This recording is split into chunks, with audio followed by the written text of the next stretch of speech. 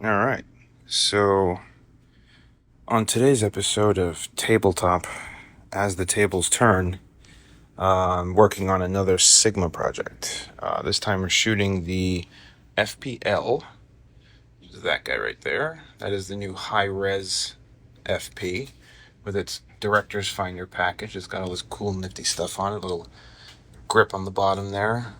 The black part, not the silver. There's the EVF, which is awesome. Camera overall is actually really awesome. I really like this one. It's a great landscape and portrait camera. Autofocus is now dual hybrid and all that cool stuff, so it's very usable. Different. But I'm actually using another FPL to shoot it. So let's see if you can see the image. Hey, there it goes. Okay. So we're doing this on black and on white. And right now is the black one. So you see that flag back there is just sort of just getting the patch that the camera can see so that I can keep the whole backlight. That's what's helping create that nice soft, like, kind of rim on the top here. You know, this glow. It's not just this light.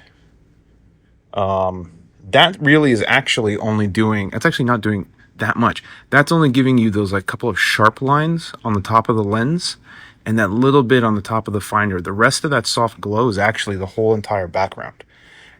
So what I've got going on back there is just a 4x8 bead card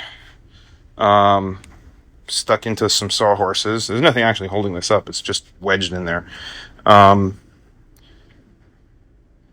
Razor 7 at full output, hitting this, bouncing back through into the P95 plastic. And that's sort of giving that like overall ambient glow. It's strange. When I shot this on white, which was the photo I did before, actually it was all lit from behind, and I just used a little bit of bounce card to kind of just bring a little bit of light into this part.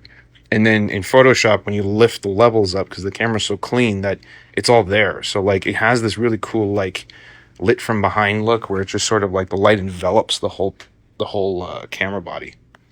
But black on black is challenging. You have to make sure every surface shines, which is why there's so much stuff going on here. So we've got the CRLS number 4 reflector, which is the white one, and that's bringing this inside of the lens to life.